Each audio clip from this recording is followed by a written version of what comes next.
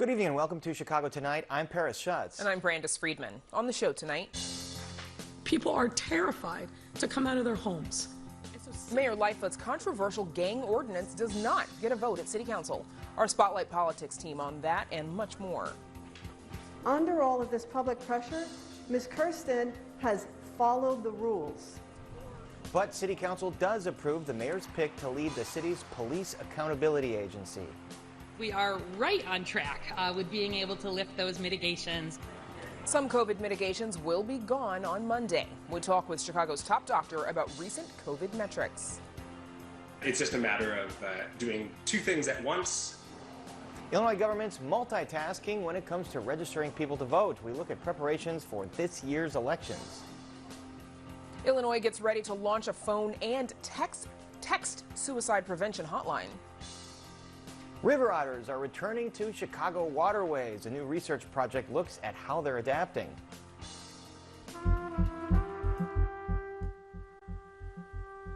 And a Frank Lloyd Wright masterpiece becomes the setting for dance. But first, some of today's top stories. Border tensions between Ukraine and Russia are escalating. This as Ukraine announces a state of emergency following Russian President Vladimir Putin ordering troops into regions of eastern Ukraine. U.S. State Department officials say the latest intelligence reports suggest a full-scale Russian invasion of Ukraine is imminent. We have not seen any data points that alleviate the grave concern, the profound concern that we've been expressing for some time now. So the invasion remains potentially imminent. Mayor Lori Lightfoot scores a major victory today after an arbitrator rules Chicago police officers must be vaccinated against COVID-19. Lightfoot says she hopes the decision influences officers to get vaccinated rather than be punished.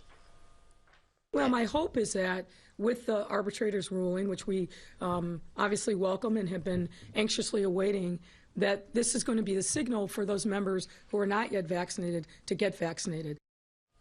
Lawmaker Tom Cullerton resigns from the state Senate today after pleading guilty in a federal embezzlement case. The Democrat representing Villa Park was indicted on 39 counts of embezzlement from a labor union and other charges dating back to 2019. A hearing for Cullerton's plea has been scheduled for March 8th. We'll have more on this later in the program with our Spotlight Politics team. And federal authorities raid yet another Chicago-based COVID testing site. Blood Club Chicago reports Chicago police, the FBI, and other federal agencies were seen searching the Norwood Park headquarters of Lab Elite today. The company received more than $77 million in federal funding for COVID testing. The Illinois Attorney General's office has received more than a dozen complaints related to the company, including results that were delayed or never delivered. Lab Elite is the fourth Chicago area testing company to be investigated by federal authorities. Up next, Heather Sharon brings us details from today's City Council meeting. Stay with us. Chicago Tonight is made possible in part by Alexandra and John Nichols, the Jim and Kay Mabey family, the Polk Brothers Foundation, and the support of these donors.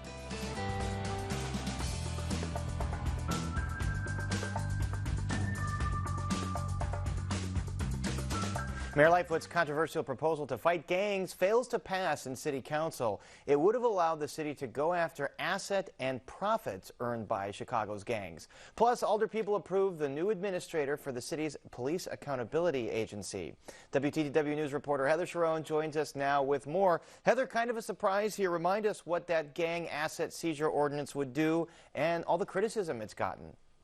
Well, Mayor Lori Lightfoot has said this is a tool that the Chicago Police Department and the Chicago Department of Law needs to fight soaring crime rates. She says really the only way to stop this kind of crime is to hurt gangs and gang leaders where it hurts most, their bank accounts.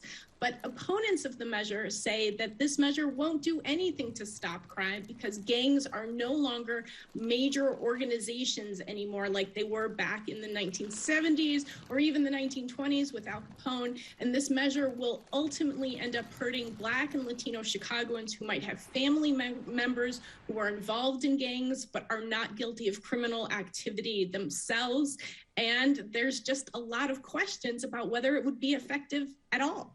And alder people did not vote on this. The old procedure of defer and publish, where two alder people get together and say, we're going to delay this. Those two alder people today were Chris Taliaferro and Anthony Napolitano. So what does it tell you that they did this? Well, both Alderman Napolitano and Alderman Taliaferro are close allies of the mayor. So the fact that they moved to prevent a vote today tells me that Mayor Lightfoot did not have the 25 votes that she needed to get it passed today. Now, I asked her about that, and she disputed that. She said, no, they made a decision to put off the vote so they could educate more alder people about what this measure would do.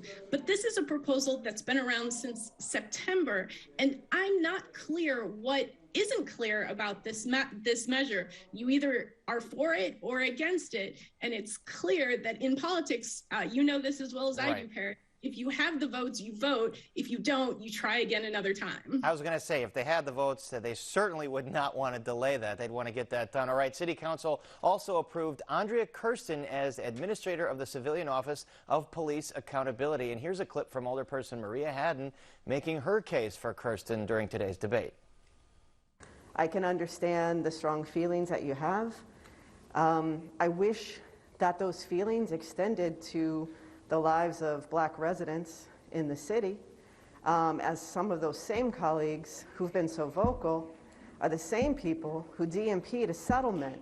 If you want law and order, if you want consistency, if you want accountability, we need it from all of us.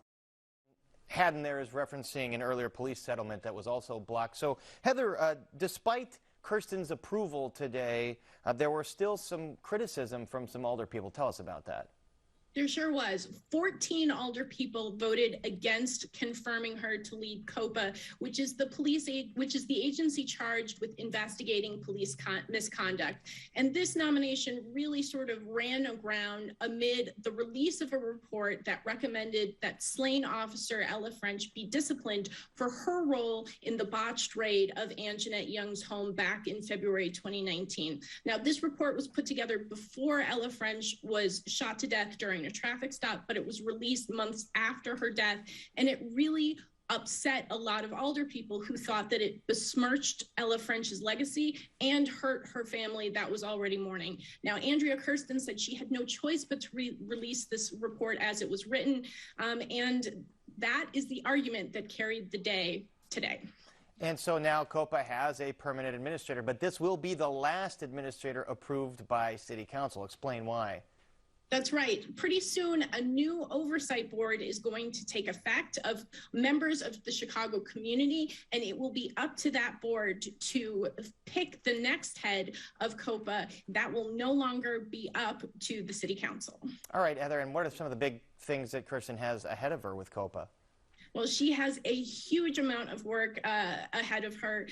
She is intimately involved in the effort to get the Chicago Police Department to comply with a federal court order that reforms the way the department operates to ensure that it protects the constitutional rights of Chicagoans. She's also involved in sort of helping to clear a backlog of cases. Now, she's made a lot of progress in that in recent months, but there's still a number of cases that are lingering out there, including the shooting death of 13-year-old Adam Toledo. All right, so a permanent administrator for COPA, but we should mention still no permanent inspector general. Maybe we should put like a counter, X many days since Chicago's had a permanent inspector general. All right, Heather, thanks very much. And thanks, Barrett. Yep, you bet. And we'll see you again later in the program with the rest of our Spotlight Politics team. And you can read Heather's full story on our website, WTTW.com/news. And on a programming note, make sure to join us tomorrow evening for a one-on-one with the new head of COPA, Andrea Kirsten. And now to Brandis with Chicago's Top Doc. Brandis. Paris, Chicago's major COVID restrictions are about to be lifted. On Monday, the city will end its indoor mask mandate. Plus, restaurants, fitness centers, and bars will no longer require customers to show proof of vaccination for entry. Joining us now with more on this is Chicago Department of Public Health Commissioner Dr. Allison Arwady. Dr. Arwady, thank you for fitting us in again, as always. Now, you've said that you are dropping the mask mandate to line up with the state, but why also drop the proof of vaccine mandate? So the reason we put the proof of vaccine requirement for higher risk settings was because we were seeing our hospital system get threatened. We had more people hospitalized with COVID during the Omicron surge than we did at any prior point here in Chicago. The great majority of the folks hospitalized were unvaccinated. And so I had a lot of concern about having folks who we know are the highest risk of putting that burden on our healthcare system, being in settings that we know are, can be more of a concern. So it was never intended to be a long-term, but it was something to help us get through Omicron and help the hospitals get through. So now that we're hitting our metrics again for being back in that lower risk status for hospitalizations, ICUs, as well as cases and positivity, the risk is lower for everybody, and it is okay to be dropping that requirement at this point. Of course, we still encourage everybody to get vaccinated.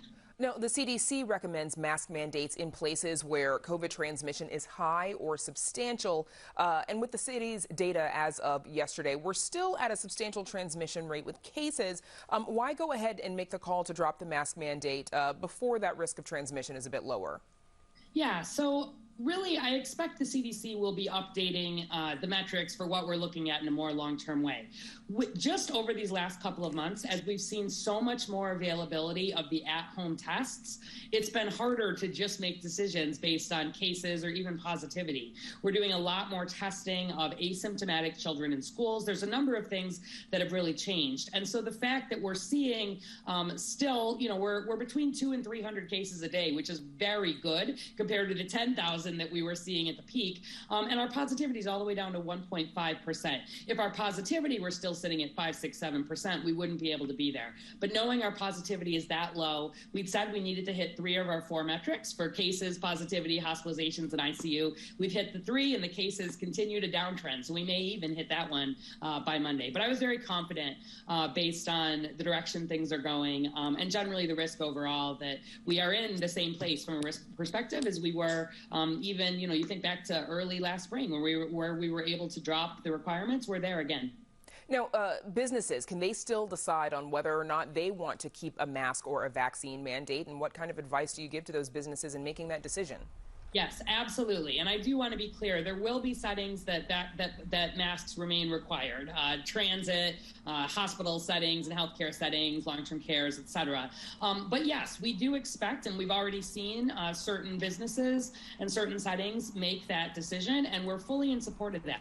We know that settings are going to be different. If you're a setting that serves a lot of older people, maybe a lot of them are not vaccinated, and you've already, things have been going well using some of those requirements, we fully encourage people to continue doing that. It's just that we don't need to require it at the city level for everybody when we're at this low risk setting. So I think, we've been giving guidance to lots of individual settings. We're happy to do that, but we're in full support of any setting that does decide to continue it. And of course, there are settings where it is still required, schools, for example, but there are also people like the immunocompromised. What advice do you have to those folks to be sure that they're still protected? Yeah. So when we drop the requirement at the city level, it's based on the risk that you're going to encounter somebody with COVID, in gatherings of a certain size through the day. And when that risk gets down to the point where it is now, the risk is quite low, but it is not zero. It will never be zero. So for folks who are immunocompromised, or for, I know the young children have still not had that opportunity to get vaccinated. I know that's harder for people. We know there will be plenty of people continuing to wear masks, and we, at an individual level, certainly encourage that and support that. I don't want to see folks, calling people out for continuing to mask. And again, there are some settings that we know are higher risk that will be making that decision. But I think, we're never probably going to eliminate COVID entirely. And I do think it's important that when the metrics show the risk is very low, that we do lift that. people who are higher risk should keep talking to the people they're getting with in, settings where you're, getting together with a group, having the extended conversations, making sure those folks are vaccinated, et cetera. But in public, we're in an okay place. Now, the BA2 Omicron subvariant, so-called stealth Omicron variant, initially detected in Illinois earlier this month, but cases are still decreasing. What concerns do you have about either that or any other variant forcing us to roll back? Yeah, so we continue to have really good data following variants and subvariants, and that's something we've set up during COVID, and I expect it will continue very much long term. The BA2, that subvariant, has shown up differently in different countries. We really make decisions around mitigation based on the risk of encountering COVID, no matter what type that is.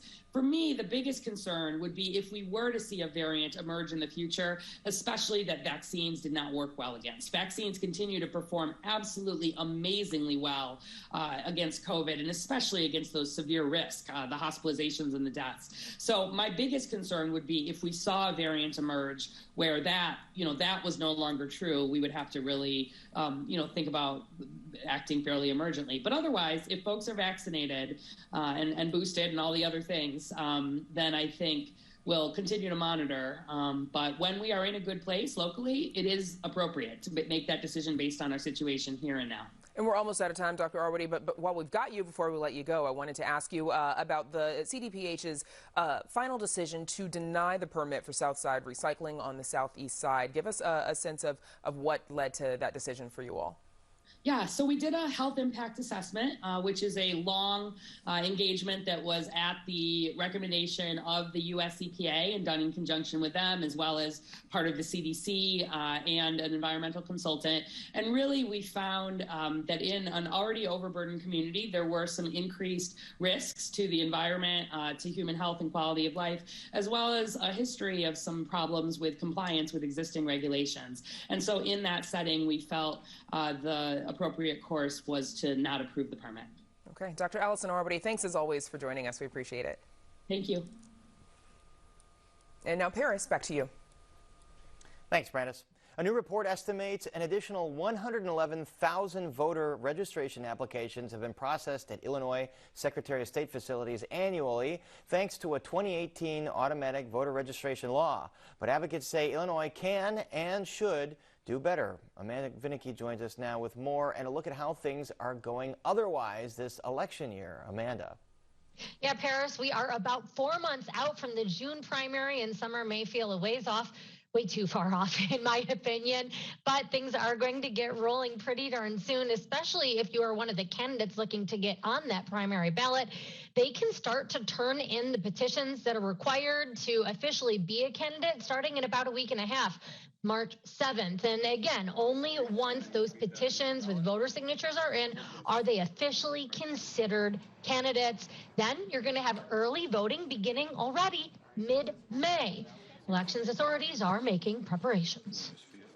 So right now, that is testing all of the voting equipment within our warehouse, getting all of our polling places ready and our contract signed ahead of the June 28th primary, as well as getting our communication plans ready.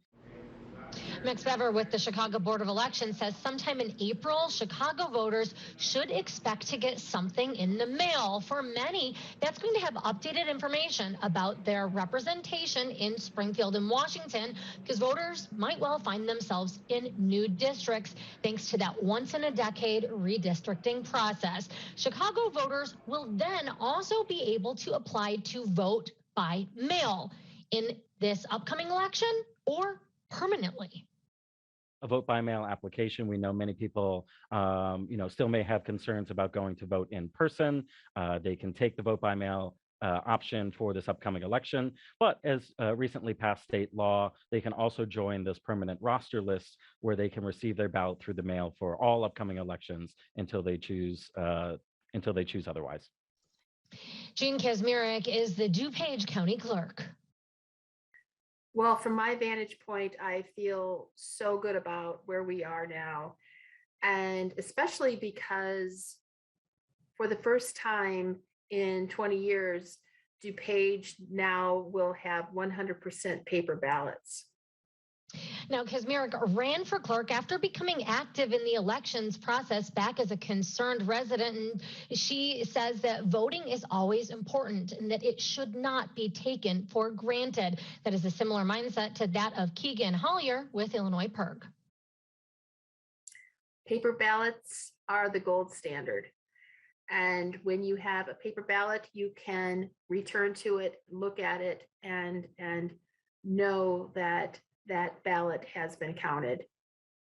Sorry about that. I wanted to mention that the voting machines that Kazmierek says are going to be new for this year are going to be particularly, she says, able to safeguard against any sort of potential hacking because they are never going to even be connected to the internet. And they're also going to have capabilities for language, a lot of different changes for these voting machines. And then we do want to hear now from Keegan Hollier of Illinois PERG, who authored that report on automatic voter registration. We believe that democracy works best when everyone is involved in it. Now, in order to be involved, in order to cast a ballot, you have to be registered. And Hollier's, again, author of that report that found that Illinois' automatic voter registration law did succeed, with registrations at Secretary of State facilities jumping 37% annually. With AVR, eligible voters are just that, automatically registered. Also, their latest address and information is updated. This is every time that somebody interacts with state agencies. Most often, that's going to be getting or renewing a driver's license. Now, this success comes even as Hollier says the process is still more complicated than it needs to be. Getting registered to vote through the automatic voter registration system should be the path of least resistance. So that means, making the process as streamlined as possible. He also says the Secretary of State's office could do better at things like training staff on voter registration. Although the Secretary of State is far away the most important agency to be implementing AVR in Illinois, it is not the only agency. So I just want to take this opportunity to call on the other participating agencies to more fully and robustly implement AVR and incorporate it into the fold of their key services. Now, while eligible voters are automatically registered to vote with an opt-out option, whenever they interact with most state agencies, there are some exceptions, and most notably, those who are applying to the state to carry or to own a gun. Now, conservatives say that that is a partisan exclusion, and that gun applicants should likewise automatically be registered to vote when they apply for those licenses. A measure before the General Assembly would do just that, but so far, it has stalled. Now, by the way, if you are very eager to get involved with the elections, there are a couple of ways to do so. Candidates are surely, especially because there's been a condensed timeline to get those signatures, to get them on the ballot, will appreciate having anybody, registered voters, sign their petitions. That does not mean that you have to vote for the candidate. It just means that you will help to get them on the ballot. And then another opportunity, starting March 1st, Chicago is going to be accepting individuals for poll watching and to judge elections. So lots coming up. Paris, back to you. All right, already close to election season. Seems like it was just yesterday. Thanks, Amanda. And we'll see you again later in the program for Spotlight Politics. But first, a mashup of architecture, music, and choreography in a Frank Lloyd Wright masterpiece. That's right after this. Certainly we can celebrate, but we also have to recognize what so many people have gone through because of racism and what people continue to go through. I think that Americans are finally beginning to embrace that we are African, we are indigenous, we are European, we are Asian, we are everything.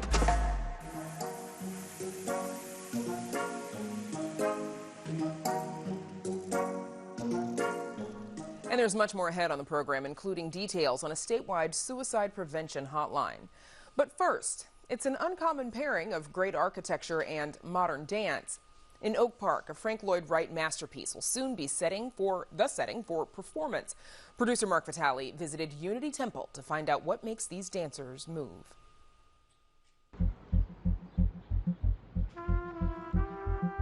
There's choreography in the sanctuary. At Unity Temple, dancers rehearse in an active church that is also a National Historic Landmark.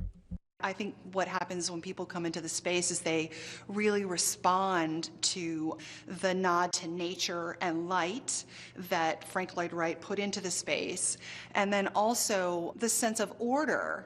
And this space is very ordered, designed, considered, linear, and it's just very inspiring.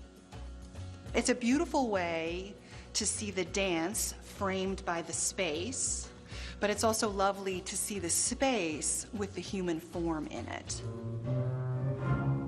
It is a site-specific dance, unique to the setting, with live music written by composer Renee Baker. The performance by the company Winifred Hahn and Dancers is titled The Light Returns. That's a reference to Frank Lloyd Wright's unique and beautiful use of light and the way that he made it happen within Unity Temple. And it's also about the light that is slowly entering back into our lives after 2 years of, I don't even have to say what it is, the global pandemic. We're collaborating with the space, but we're also collaborating with the humans that work here. The mission of the Unity Temple Restoration Foundation is to restore and preserve Frank Lloyd Wright's Unity Temple. Part of our mission also is to educate the public about architecture and the arts. The structure was completed in 1908. Its primary material is reinforced concrete, a revolutionary idea in the early 20th century. This is an important building. It's a National Historic Landmark and also part of a UNESCO World Heritage Site. So we have the responsibility to make sure the building is safe and that anything that happens programmatically in the building respects the space and keeps it safe. The performance presents an opportunity for a former dancer who is now a guest choreographer. It's very nice to be able to create art in spaces that are not created for art, to go and make art happen in places that they're not usually presented in. I'm having fun. I'm doing new things here in this space that I've not done previously, and I'm doing them because the space inspired me to do those things, and the setup of the show inspired me and forced me to do things that I don't normally do. We also like to perform in traditional theaters, but I love the opportunity, and we take it as often as we can, the chance to perform in a different space. It's almost like creating a new art form, right? Because it's not about the dance, it's not about the architecture, it's not about the music, it's about the combination of those. For Chicago Tonight, this is Mark Vitale. And again, it's called The Light Returns. Winifred Hahn and dancers have 2 performances this Saturday at Unity Temple in Oak Park. You can find out more by visiting our website. And now, Paris, we toss it back to you. Thanks, Brandis. And still to come on Chicago Tonight, Illinois is set to launch a new suicide prevention hotline in July, and state lawmakers are working on how that effort will be funded. It's quite frankly hard for me to understand or fathom. Our Spotlight Politics team on why the mayor is baffled by a move by city council members and why her gang asset forfeiture ordinance wasn't called today. And otters are making an appearance in the Chicago River, why a new research project is aiming to make sure they stick around. But first, some more of today's top stories. Congressman Jesus Chuy Garcia visited the El Hogar del Niño Child Care Center in Pilsen today to discuss removing lead service lines carrying dangerously high levels of the brain-damaging chemical. Garcia's visit follows a WTTW news report earlier this week on advocates' work to use state money to fix lead pipes in Illinois child care facilities. Chicago police issue a community alert concerning recent robberies of pizza delivery drivers. Police referenced 3 incidents in the Humboldt Park neighborhood over the past 3 weeks.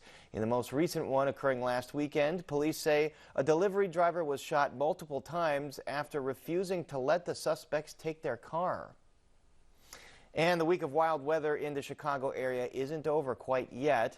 From tomorrow afternoon into Friday morning, anywhere from 2 to 4 inches of snow is expected in the Chicago area. Friday could see even more lake effect coming in from the north. Illinois is months away from the launch of a new suicide prevention hotline, and state lawmakers are working to make sure it gets funding. Under federal law, the new 988 hotline takes effect in July. The state Senate this month passed a bill creating a statewide 988 trust fund aimed at setting up and running a mental health crisis prevention and response team around Illinois. That bill is now in the State House. And joining us to talk about the hotline and what work still remains are State Senator Laura Fine, the bill's chief sponsor, and Alexa James, CEO of NAMI Chicago, part of the National Alliance on Mental Illness. Welcome both of you back to Chicago Tonight. Senator Fine, I'll start with you. The federal government launched the 988 hotline, much like 911 for emergencies. So how will this hotline work in Illinois once it's up and running? Well, we're still working out everything. This is a tremendous undertaking, but the goal is the positive results that will come of it. And 988 will be 911 for mental health. And so if you are in a mental health crisis, instead of dialing 911, you will dial 988. And the person on the other end of the phone will decipher, do we need to send somebody out? Can we provide you with the help you need over the phone, or what type of services you need. So the goal really is to de-escalate and make sure people get the services that they need and the care they need, and not put a mental health issue or a mental health crisis in the hands of law enforcement when we need it to be in the hands of mental health providers. And Alexa James, as we mentioned, 988 is a national effort, so will there be local responders when Illinoisans dial 988?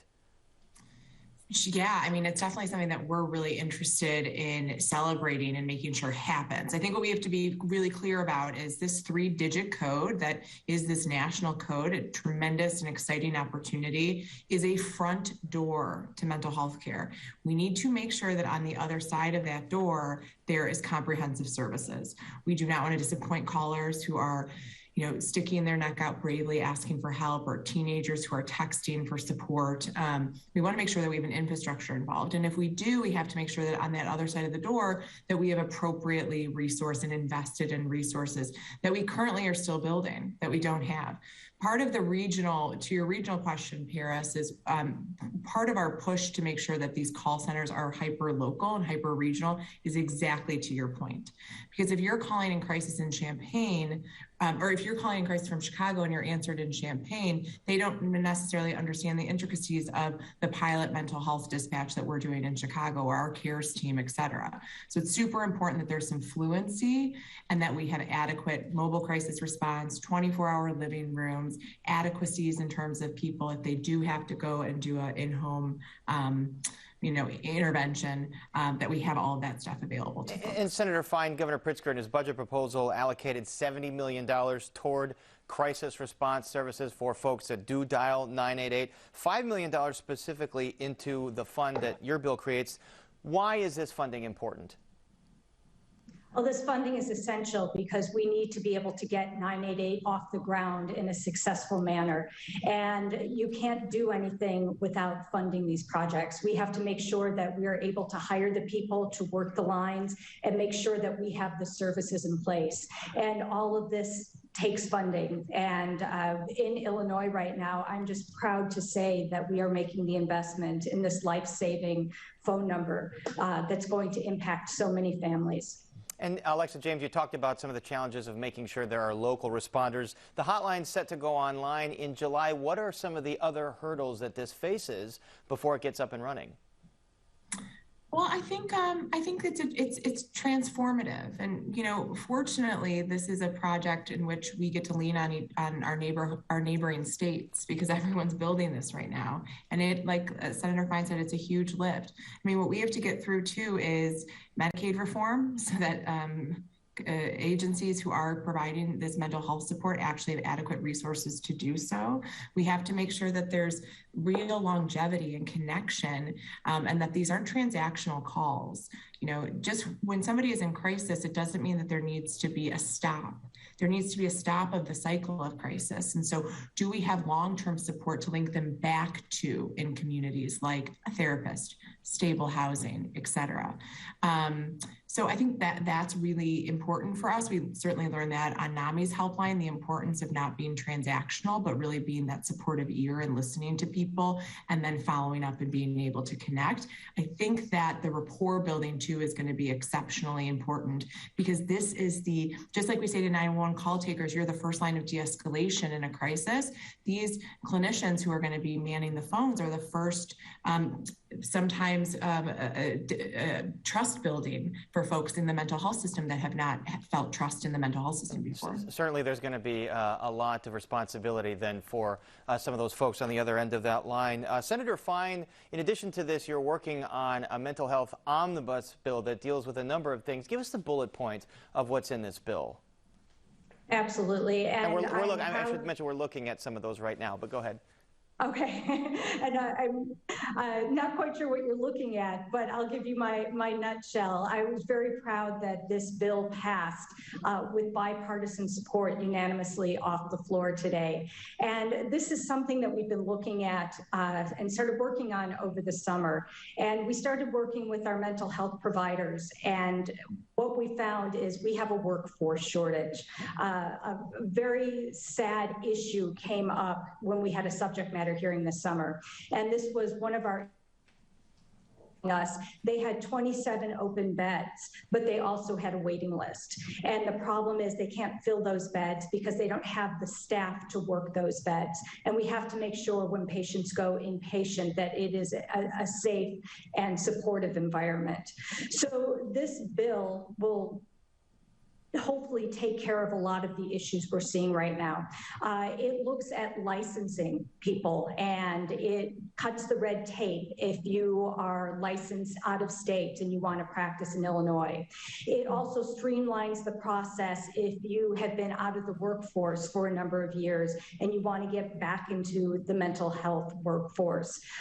It sets up a task force so we can look at what's going on in minority communities and how we can get more minorities and people of color to work in the mental health field, because people feel more comfortable if they can talk to somebody who they feel like has a shared experience. So this bill covers a wide array of issues that we are really hoping will help boost the mental health workforce. A lot of things in there past your chamber. We'll see what happens in the House. And our thanks to Alexa James and State Senator Laura Fine. Thank you all so much. Thank you. Thank you. And up next, a heated exchange between lawmakers in Springfield. Our Spotlight Politics team on that and much more. But first, we take a look at the weather.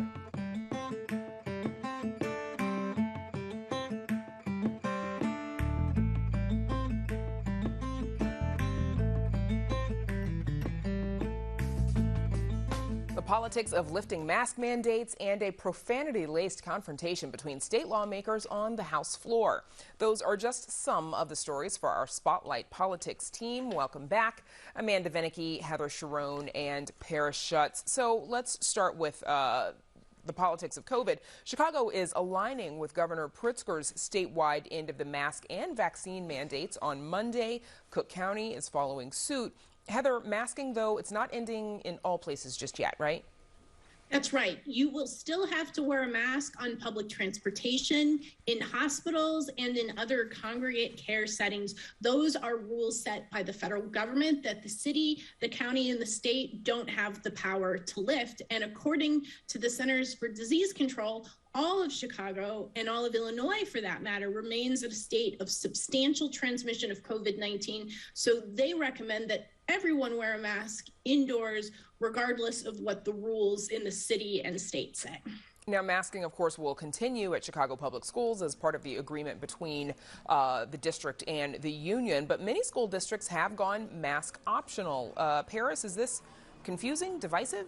Well, it certainly has been confusing and divisive across the state, as I believe more than a majority now are mask optional and have gotten rid of the mask mandate.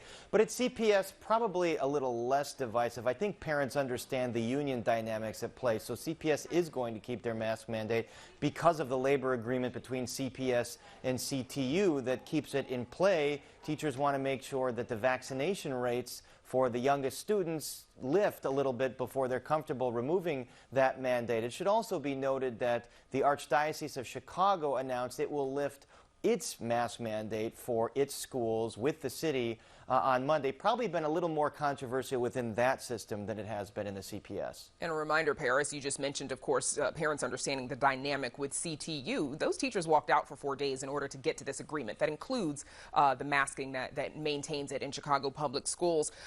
Heather, the mayor's vaccine mandate, though, for Chicago police, that was upheld. Do you know how many officers could be fired for not getting the vaccine? Well, we don't know. The latest data from the city shows that about 3,100 officers have either told the city that they are not vaccinated or they've refused to tell the city at all whether they've been vaccinated or not. So those officers are at risk of discipline and termination. And we asked the mayor today what would happen. Was she concerned about that? And she said, as we heard earlier in the show, that she hopes that this decision, which was hotly opposed by the Fraternal Order of Police, really sends a signal that this debate is over and that they need to get vaccinated to keep their jobs. And Amanda, Governor Pritzker, though, he's also pursuing his appeal to the state's Supreme Court to keep school masking in place as public officials are dropping these health mandates in the city. What's this all about?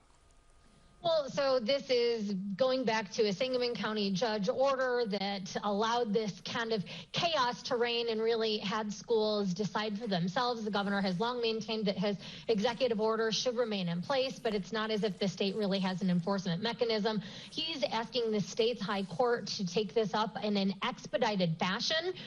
The Supreme Court doesn't have to, nor do we have any timeline for that. And frankly, it almost seems as if the cat's sort of out of the bag, particularly with this statewide mask mandate lifting on the 28th. Nonetheless, the governor says that this is important because he's making the case to the state's Supreme Court that not being able to enforce a mandate and put that down in schools is going to hamper his administration's ability to protect individuals and to fight against the pandemic. And especially so, he says this has to be settled in case there is another surge, there's another variant, or God forbid, another pandemic in some fashion. Now, Woodstock State Representative Stephen Wright has had a profanity-laced confrontation with State Representative Lakeisha Collins over House masking rules. Heather, what happened? Well, Lakeisha Collins named him as one of the Republican lawmakers who refused to wear a mask and asked that he be sanctioned and removed from the chamber. But that wasn't accurate. And before the measure was passed, his name was removed from it. But that didn't stop Reich from going up to Representative Collins and sort of putting his finger in her face. And afterwards, she said that he used a profanity and that she felt very threatening. It was really sort of the apex of the growing consternation and controversy and conflict over the masks on the floor of the General Assembly since they came back into session earlier this month. Now, you know, Amanda, he's apologized. Legislative leaders have told their members to turn the temperature down a bit on this. But what kind of damage do confrontations like this do to the, the already strained relationship across the aisle?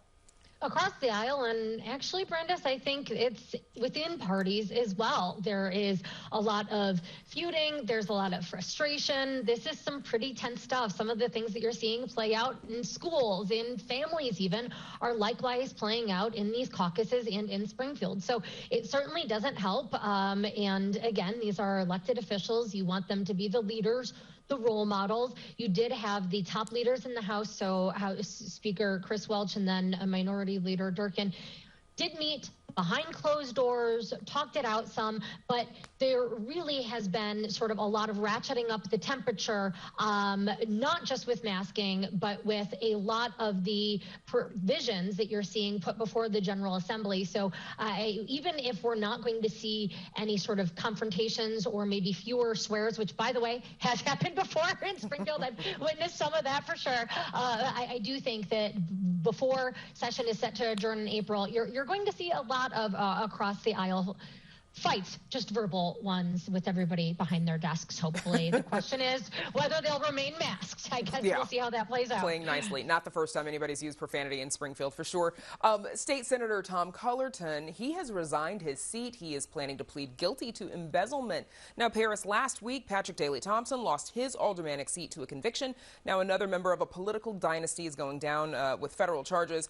Who is Tom Cullerton, and what is he pleading guilty to having done? Well, he was a state senator from the western suburban area, Itasca, Glendale, that area. He is a cousin to former state Senate President John Cullerton, who has stepped down from his role a few years back. And as you mentioned, more than 3 dozen charges here of embezzlement in connection with this scheme to get paid a full salary from his former employer, the union, the Teamsters union that is, and get health benefits and reimbursements, even though, according to this indictment in this case, he didn't lift a finger and do a day's worth of work. He was busy being a state senator. So it's interesting, he initially pleaded not guilty. Today, changes that plea. It could either be that both sides were negotiating the terms of a plea deal and maybe they get his possible sentence down, possible charges down, or maybe it's a plea deal with cooperation, because there are so many cases tangential to this.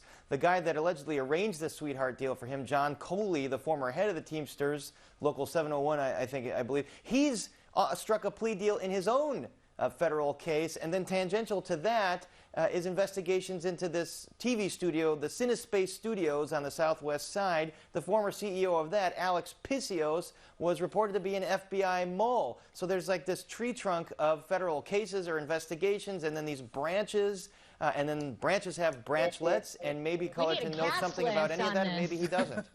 Nobody does it like Chicago or like Illinois. Here's a wait, sorry, real quick, can I just point out, because Paris, I don't think you intended this, but Senate President John Cullerton just retired, backed away. It wasn't connected at all to this, wanting to make that clear. Right, he stepped down. He retired. Absolutely, thank you. So in the race to replace retiring Secretary of State Jesse White, somebody else who is retiring, Ana Valencia gets Governor Pritzker's support. Now, Heather, the governor he's bucking the Democratic Party's candidate, Alexi Giannoulias, to support Valencia. Explain who, among the party chose Giannoulias and how they come to pick him. Well, it was the Cook County committee people who picked Giannoulias, but only by a very slight margin. So there were many people who felt like that endorsement was mixed at best. And I think the 1-2 punch this week of Jesse White, who is truly beloved among Chicagoans and statewide, who doesn't love the Jesse White tumblers, and Governor J.B. Pritzker, I think it means that we are going to see almost a 1-2 race between Ana Valencia and Alexi Giannoulias. Of course, Alderman David Moore is also running in this race. But if Governor Pritzker gets behind Ana Valencia with his millions of dollars of support, she could really make a run for it. Now, Alexi Giannoulias has been way out in front of the money race. So this is a big sea change for this race just in 1 week. Amanda, what's going on here, politically? Is Pritzker staking his claim as party leader by bucking the party? There might be an element of this, and it was particularly to do when the party went ahead and made endorsements, because committee people were supposed to have signed on to a pledge that say they would back whoever the party went behind. And then you have the governor of the state, who is, ostensibly the statewide Democratic Party leader, if not in name, but he certainly has the deep pockets to do so and to make an influence. So there's a degree of that. But if you also see Jesse White doing the same, I don't think this is an area where Pritzker is getting a whole ton of pushback. By the way, Giannoulias has previously had a bit of problems getting party backing. He sort of infamously didn't get the backing of House Speaker Michael Madigan back when Madigan still had that position and was head of DPI. This is, I think, perhaps maybe a sign, however, of who Pritzker wants on his slate when he goes before voters. He wants to be with Valencia. It seems as if there might be some sort of uneasy feelings with being paired with Giannoulias on the slate. Now, also on the election front, Mayor Lightfoot announced that she's now accepting applications for the 11th Ward seat. Heather, it's an open seat right now because, we already mentioned Patrick Daley Thompson's federal conviction and therefore his removal. What's the mayor's process here? Well, she picked a 3-member committee to help advise her, and people can send in their applications for this seat, and she promised to review them. And she said that her target is to make her selection by March 23rd, which is when the city council will meet next. And this is not unlike how former Mayor Rahm Emanuel handled vacancies on the city council. Now, Mayor Lightfoot very carefully today did not commit to naming somebody who's an Asian American to fill this seat. The 11th Ward, regardless of what happens with the ward map elsewhere in the city, the 11th Ward will become Chicago's first ward with a majority of Asian voters. And she's under an intense amount of pressure to pick somebody who's Asian to fill in for Daley Thompson. But she said she doesn't know who's applied, so she doesn't know who the best person to fill that spot will be yet. Now, the mayor's gang asset forfeiture ordinance, it failed to pass in city council today. Take a look at what the mayor said about the opposition to that proposal. Sympathy for people who are literally spilling blood on our streets every single day is, quite frankly, hard for me to understand or fathom.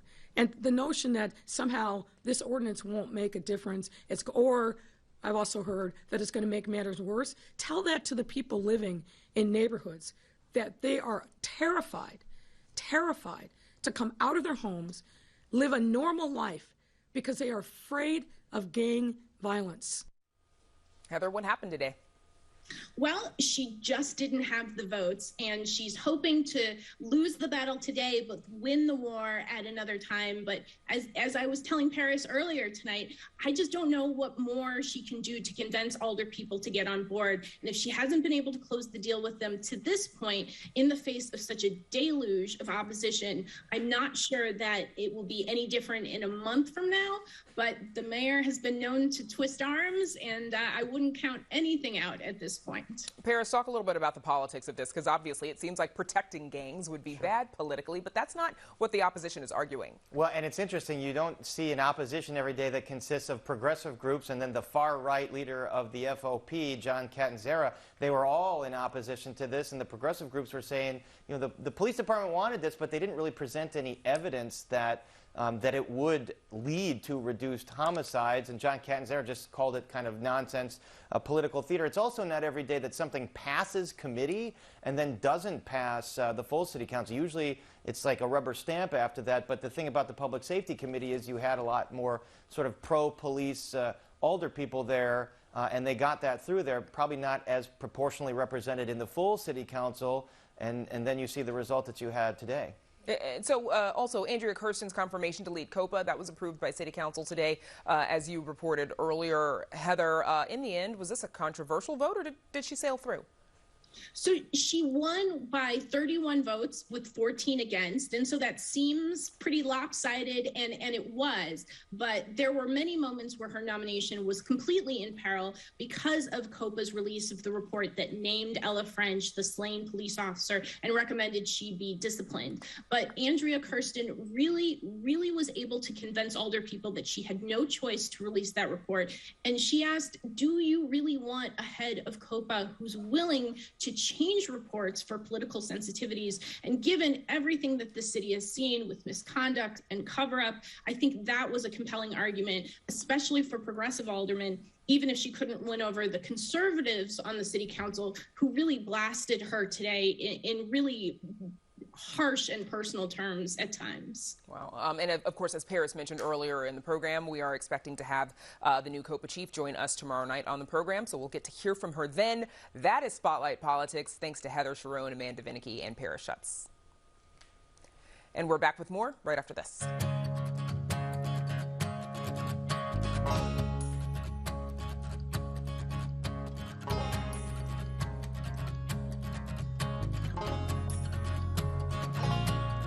We can add river otters to the list of wildlife making a comeback in the Chicago region. A new research project aims to find out exactly how many are in the area and what the public can do to make sure they stick around. WTTW News reporter Patty Wetley joins us now to tell us how otters found their way back to Chicago rivers. So Patty, why do we think these otters are here in Chicago? Well, actually, they were almost extinct in Illinois as recently as 1989. There were only 100 of them left in the entire state. And the Illinois Department of Natural Resources actually went through an entire recovery program, releasing about 350 of them into some of the state's rivers. The closest spot was about 150 miles from Chicago. The fact that they've found their way up into our neck of the woods is actually a pretty good sign for the otters and for the health of our rivers. So now it's just a matter of figuring out where exactly they're at and how many of them there are. So how can people get involved in the project? Yeah, there's this brand new research project out of the Cook County Forest Preserve District, very similar to an urban coyote project that they have going on. Included in my article is a link to a form that people can fill out when or if they spot a coyote. That will help the researchers know, like, maybe where to go to try and tag some of these with transmitters so that they can follow them and start to get a better understanding of their behaviors and where exactly they're moving around in our region. And real quick, if someone is heading out otter spotting, what are some of the clues they should be looking for? Well, otters can be mistaken for muskrat and beavers, so good to know the difference. Otters are kind of somewhere in the middle size-wise. You might also look for signs of otter latrines, which is the waste that they leave around, so fish scales, fish bones, piles of clamshells. You might be nearing an otter. You might smell it before you see it. You might smell it before you get there. And that link that you mentioned, Patty, thank you so much, Patty Wetley, of course. That link that you mentioned, you can read Patty's full story on our website. That's WTTW.com/news. And we're back to wrap things up right after this. Chicago Tonight is made possible in part by Alexandra and John Nichols, the Jim and Kay Mabey family, the Polk Brothers Foundation, and the support of these donors.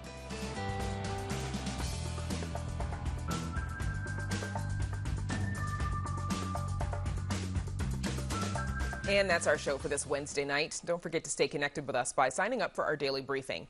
And you can get Chicago Tonight streamed on Facebook, YouTube, and our website, WTTW.com/news. You can also get the show via podcast and the PBS video app. And please join us tomorrow night live at 7.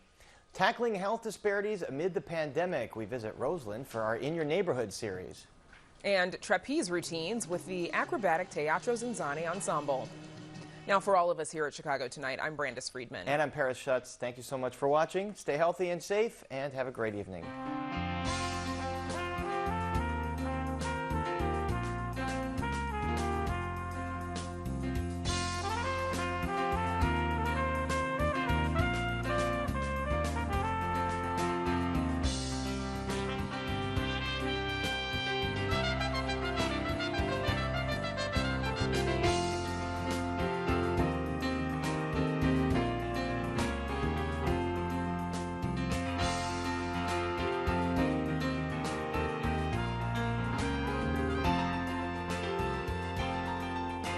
Closed captioning is made possible by Robert A. Clifford and Clifford Law Offices, a Chicago personal injury and wrongful death firm that supports free educational initiatives in the legal profession.